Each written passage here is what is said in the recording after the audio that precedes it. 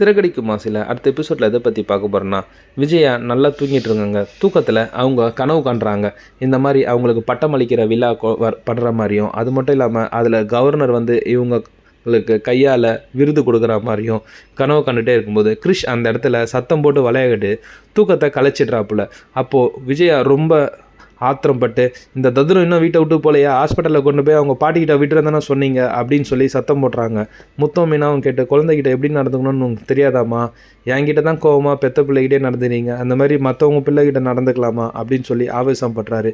ஏன் இவன் இன்னும் போலையா, இங்கேருந்து போகிறேன்னு சொன்னால, இல்லை அவங்க பாட்டி ஹாஸ்பிட்டலேருந்து சொல்லாமல் கொள்ளாமல் நேற்றே கிளம்பிட்டு இருக்காங்க, தேடிக்கிட்டு இருக்கோம், அவங்க கிடச்சோன்னா அனுப்பிச்சி வச்சுருவோம் அப்படின்னு முத்து சொல்கிறார். தத்திரத்தை நம்ம தலையிலே ஒரடியாக கட்டிட்டாங்க பார்த்தியா, இதுக்கு தான் இவனெலாம் வீட்டில் கூட்டு வரக்கூடாதுன்னு சொன்னேன், நான் சொல்கிறது இந்த வீட்டில் யார் தான் மதிக்கிறாங்க அப்படின்னு சொல்லி ரொம்ப அசிங்கப்படுத்துகிறாங்க. இதை கேட்டுட்டு இருந்த ரோகிணிக்கு மனசு கஷ்டமாக இருக்குது. ஆனால் அவங்களால எதுவும் பண்ண முடியல.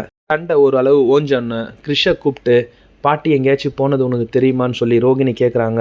இல்லைம்மா, என்கிட்ட எதுவும் சொல்லலை, பாட்டி எங்கே போனாங்கன்னு தெரில, நான் பார்க்கும்போது லாஸ்ட் ஹாஸ்பிட்டலில் தான் இருந்தாங்க, மற்றபடி எதுவும் எனக்கு தெரியாதுமா. சரி ஓகே கிருஷ், நீங்கள் இருக்காத, இங்கே இருந்தால் உன்னை எல்லோரும் திட்டிகிட்டே இருப்பாங்க, நீங்கள் தயவு செஞ்சு போயிரு. இல்லைம்மா, எனக்கு இங்கே இருக்கிறது தான் ரொம்ப பிடிச்சிருக்குமான்னு கிருஷ்